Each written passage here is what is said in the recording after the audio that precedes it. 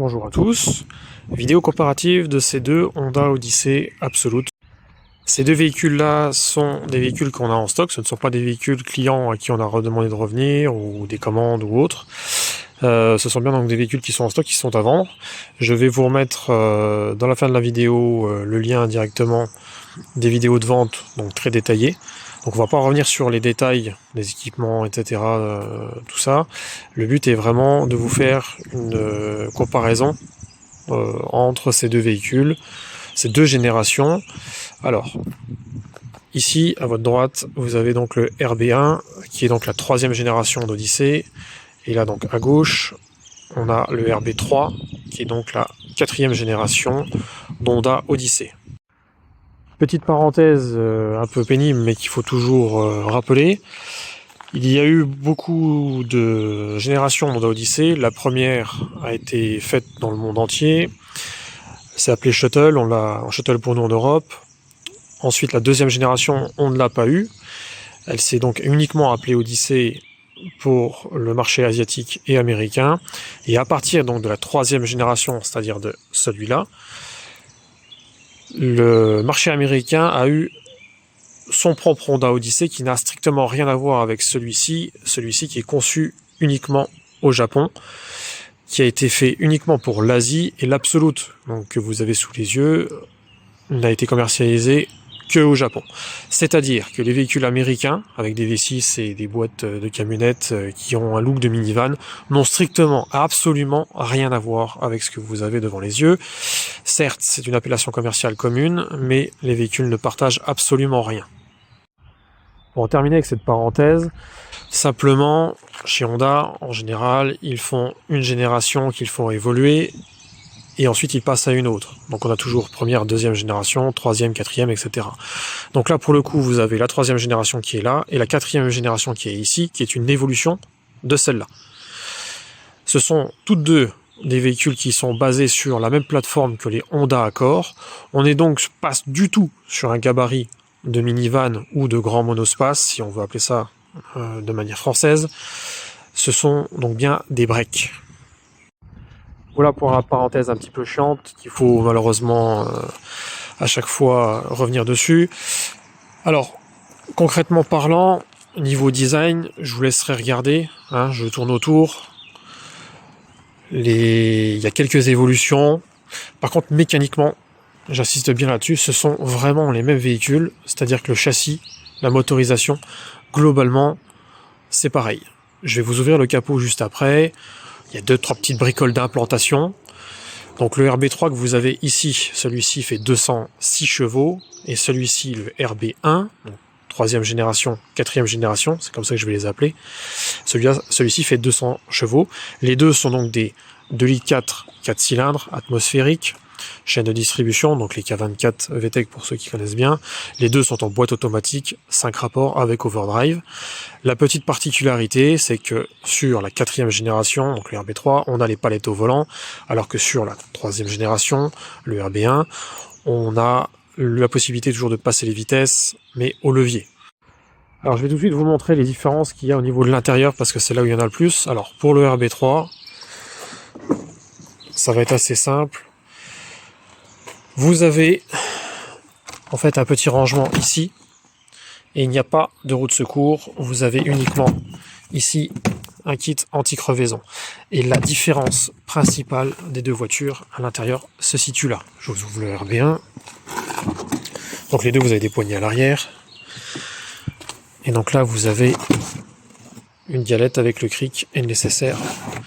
Et c'est globalement les différences principales. Alors très rapidement, ce sont des véhicules, donc 7 places au Japon, homologués 6 places en France, tout simplement, parce que sur la rangée du milieu ici, c'est une ceinture ventrale là, et comme vous pouvez le voir, il n'y a pas d'appui-tête. Donc, c'est-à-dire que ça, depuis septembre 2023, les véhicules immatriculés à partir de 2001, il faut obligatoirement, pour que la place soit homologuée, les ceintures 3 points et les appuis de tête. C'est-à-dire que tous les Honda Odyssey, le RB3 là, c'est pareil, on ne pourra pas les homologuer plus de 6 places. Voilà, donc nous, nos véhicules sont tous homologués en France, en réception à titre isolé. Donc, peu importe les conneries que vous entendez à droite à gauche, c'est comme ça, on ne peut pas faire autrement. Voilà. Alors, autre différence plus que le design, vous avez ici un gros rangement avec l'accoudoir intégré. Donc c'est quelque chose qu'on ne peut pas bouger. Il est très modulable, hein, mais après je vous laisse aller voir évidemment la vidéo de mise en vente.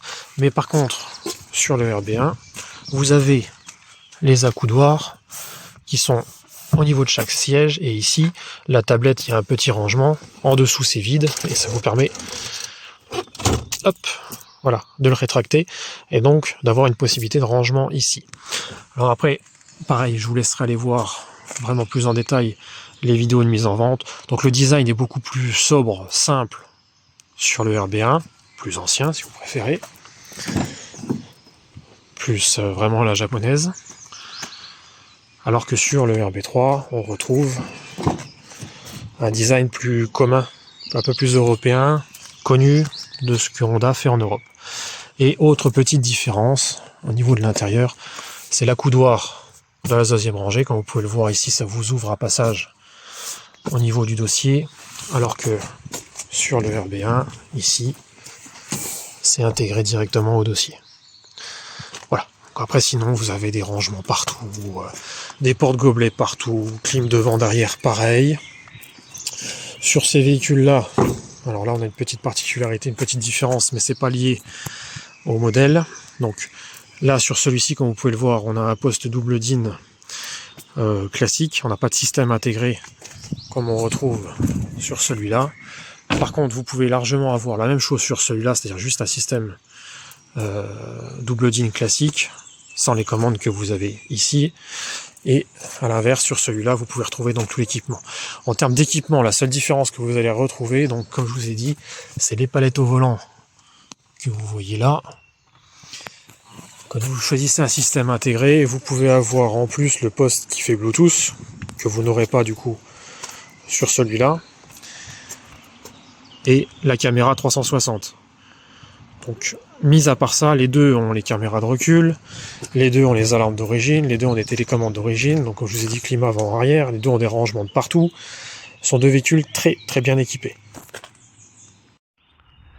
Voilà, petit changement de plan. Donc maintenant, comme je vous avais expliqué, on a ouvert les capots. Donc comme vous pouvez le voir ici, on est sur une implantation, donc sur la 4e génération, donc le RB3, un peu plus classique, où on voit le moteur, et on a la boîte à air qui est ici. Et sur celui-là, on a une partie de la boîte à air qui est ici, l'autre qui est là, et vous voyez ici c'est un petit peu différent, donc le moteur est un peu caché. Voilà, c'est vraiment avec une entrée d'air qui est ici, et l'autre est là. C'est vraiment les seules différences qu'il y ait. Après, il faut savoir que donc les 3e génération phase 1, elles sont toutes en 17 pouces. Alors, même si celui-ci est en 18 pouces, mais c'est nous qui avons fait la modification. Là, par contre, vous avez les jantes en 18 pouces. Donc, les RB3 sont tous en absolute en 18 pouces, avec les jantes d'origine que vous avez là. Il existe aussi, donc, ceux-là en phase 2, comme on fait déjà. Vous pouvez déjà aussi retrouver un vert et un gris qui vont être disponibles très bientôt. Mais globalement, à part les feux arrière, une petite différence au niveau du pare-choc, donc vous pouvez déjà retrouver une vidéo comparative, parce qu'on l'avait déjà fait il y a quelques années. Donc globalement, voilà à peu près les différences. Après, la différence donc va plus être en termes de design. Alors je vais fermer les capots. Voilà. Après, c'est un peu à vous de savoir ce qui vous plaira. On peut aussi un peu montrer. Alors, celui-ci, il est quand même un tout petit peu modifié, parce qu'on a quand même une calandre modulo. Donc modulo qui est le catalogue accessoire de chez Honda. Et on a l'aileron arrière. Et nous, en plus, on a mis du coup des jantes en 18 pouces. En termes de conduite, c'est là où on va avoir une petite différence. Le RB3, donc celui-ci, 4e génération, est un petit peu plus insonorisé. Il gomme un petit peu mieux les imperfections de la route. Après, ça reste des véhicules très confortables tous les deux. Mais globalement, c'est à peu près la seule chose qu'on peut vraiment noter. Après, il y a une petite différence technique Ici, on a une direction assistée hydraulique et là, une électrique. Donc on a une tendance à avoir un volant un peu plus souple ici que là, mais ça reste très léger. On a quand même ce comportement un peu sportif, clairement, tout en restant très confortable. Et c'est à peu près la seule différence. Au niveau moteur, on a 200 tours de plus ici, 7000 tours pour 6800. Très franchement, on ressent pas vraiment la différence. Ce sont des véhicules qui marchent très bien. Niveau consommation, on est pareil. Le poids est pareil. Donc c'est plus une question après de goût par rapport au design peut-être un peu plus contemporain, un peu plus européen sur celui-ci que sur celui-là. Voilà ce qu'on peut en dire. Donc ces véhicules-là sont disponibles à la vente. Celui-ci, donc on est à 117 500 km je crois, de 2010, 15 500 € TTC. Celui-ci, on est à 132 000 km au tarif de 14 500 € TTC. Il est de 2005. Donc les deux sont blancs. On a encore aussi un vert phase 2 et un gris phase 2 qui arrive. Donc voilà, je pense avoir fait le tour. Si vous avez des questions, n'hésitez surtout pas. Si ces véhicules ne sont plus dispo lorsque vous regardez la vidéo, on en a régulièrement et on peut en avoir sur commande si vous voulez un coloris un peu spécial. On a déjà fait des violets, des bleus. Là on a un vert bleuté magnifique. Ou si vous avez vraiment envie d'une configuration. Et de la même façon, on peut aussi les personnaliser. Là, comme vous pouvez voir sur celui-là, donc on l'a acheté déjà avec la calandre et l'aileron arrière. Et on a nous rajouté donc des jantes en 18, on l'a rabaissé. Celui-ci, on peut le faire aussi.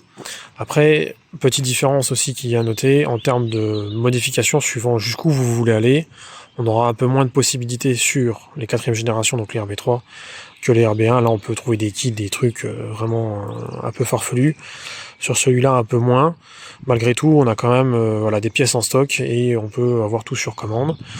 Même principe, hein, on peut du coup commander les véhicules. Et il y a de grandes chances que vous vous envoyez sur les événements sur notre stand.